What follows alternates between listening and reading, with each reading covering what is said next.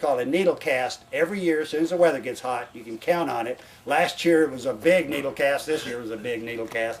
That's one of the reasons that ash junipers are pretty thin, and one of the reasons they're not so enamored to be used in a landscape situation is because of that. Although I think they make a great tree. I mean, this is a beautiful landscape tree right here to me.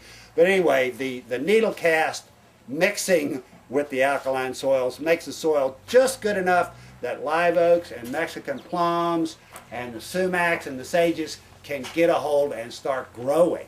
There's nothing's going to grow in this alkalinity in this caliche without some organic matter. So that's another thing you can do, and what we talk about all the time in building up your soils. I'm a huge fan of compost, as I like to say, especially when I'm at Natural Gardener, because some people think that, well, John and I met and became buddies, and then I started promoting compost. Well, that's not the way it was. I was promoting compost before I met John, and I knew John, in fact, was making compost. Well, there are other people making compost too. But compost, in my opinion, is one of the panaceas for taking care of trees and growing trees. Soil scientists, at least the ones that have got their heads on straight and started getting with the program, now say that compost provides all the essential elements and minerals that trees need and releases it slowly over time to them. So one of the most important things that we must do to take care of our trees is to increase the amount, meaning volume, how much soil there is under the tree, and the richness and fertility of the soil. So if you've got caliche, you don't really have any soil. You've got to either bring in soil or make soil.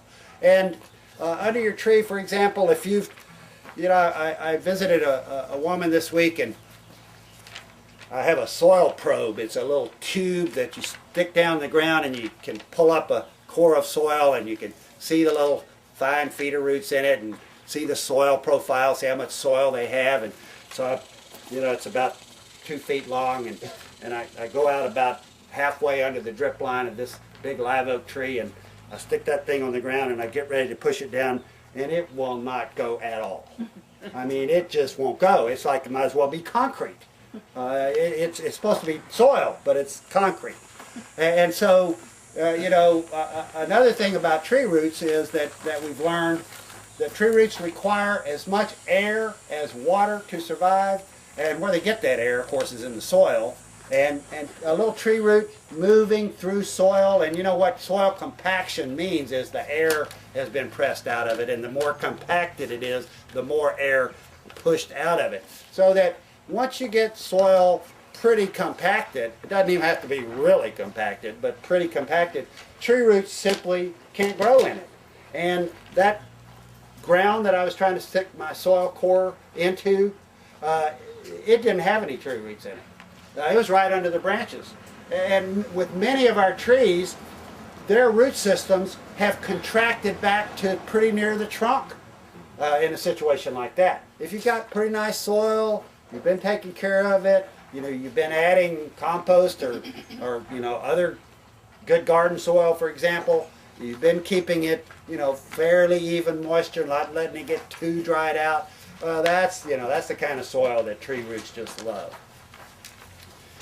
When we're talking about working on the soil, making your soil better, in fact, there's 3 things, like we were talking about, that you must do to take care of your tree. Working on the soil, watering when appropriate, and it's the big one right now, watering when appropriate, and pruning properly. Those are the 3 things you have to do.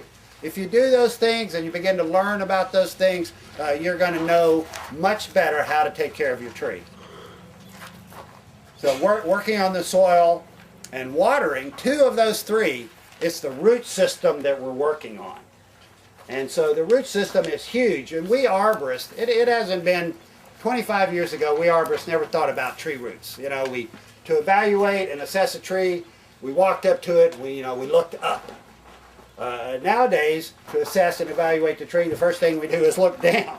In fact, the base of the tree, the last thing of the tree that you can see before it goes in the ground, is the first and most important place to see if the tree is healthy. If there's something going on around the base of the tree, and it will be decay or holes, which is decay, fungal fruiting bodies. Those are the type of things we're looking for. Those are the type of things, were found at Deep Eddy Pool, found at Martin Springs, for example. Those kind of things, are the beginnings of the downfall for trees, that area.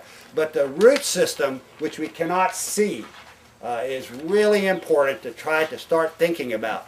And in fact, with your handout, you'll see, and this is what I call my generic handout. This is the one I like to use for what I call basic tree care. And basic tree care, the reason I keep using basic or fundamental or entry level or something like that is because I keep finding out that folks just don't know all of the new information that's come out about trees in the last 20 years that really make it a lot easier to understand them. Before we were kind of guessing a whole lot about trees. We really hadn't studied them.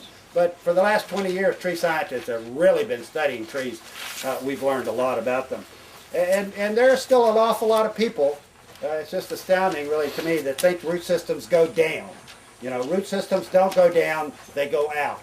And so right inside your front cover is one of the latest illustrations of an artist trying to depict what root systems really look like on a tree. That's really a large tree in that photograph there. And so a person would be standing under that lowest branch. So this is really a large tree. With roots, our rule of thumb now is they will go 2 or 3 times the branch line. They go way out there. If there is a highway blocking the roots, they won't go there. If there's a foundation blocking the roots, they won't go there. But if there's nothing blocking the roots, tree roots will just go and go and go. They're very opportunistic. They have been found hundreds of feet from the tree. And one of the reasons that oak wilt is so bad is because live oak roots will go so far. It's just astounding how far they will go. I am almost certain I've seen them 300 feet from the tree. Live oak roots will just go and go as long as they can. One of our rules of thumb about roots is that 80 to 90% of the root system is in the top 5 to 6 inches of soil, if you've got 5 inches of soil. I live out near Bee Cave in a worn out old ranch that much of it is caliche on the surface. Cedar trees, getting a foothold, and other plants begin to come in under the cedar trees. Those root systems are barely hanging on, and they're really close to the trunks usually. They're not very spread out. There's nothing for them to spread out to go for. There's no moisture, no nutrients out there. It's just, alkalinity, which is almost the same thing as saying just, toxicity to a root system. So roots go out, they don't go down, they're very shallow. If you look at the next drawing, this kind of looks at the same root system from different perspectives and angles. You can see that when trees are close together, the root systems are just woven together like a basket. This diagram is really important, and with this handout, what I would really love for you to do is of course, take it home and look at it later, standing out in your yard looking at your trees, because some of these features, the root crown, the buttress roots, these are all important for you to learn about and to know about these features of trees, so that you will understand why they're important and the reason that we talk about them. The root crown of a tree, where the big buttresses come off, that's what we're always talking about these days, to never change the level of the soil on it. We talked about walking up to a tree, looking at the base. That's where the big problems occur. That's the root crown that we're looking at. It's the Achilles heel of a tree. It's the easiest place to hurt a tree. You cover it up, you water it too much, you cut into it, you nick it, you weed eat it. You're just asking for trouble. Many tree problems come out of the soil. We have there's a tree disease now that's so prevalent from this heat and drought. It's called Hypoxylon atropunctatum disease that pushes the bark off, primarily of post oaks, but other kind of trees. And those kind of diseases come right out of the soil and into the trees. And these are diseases that they're in all our soils all the time. There's some Hypoxylon atropunctatum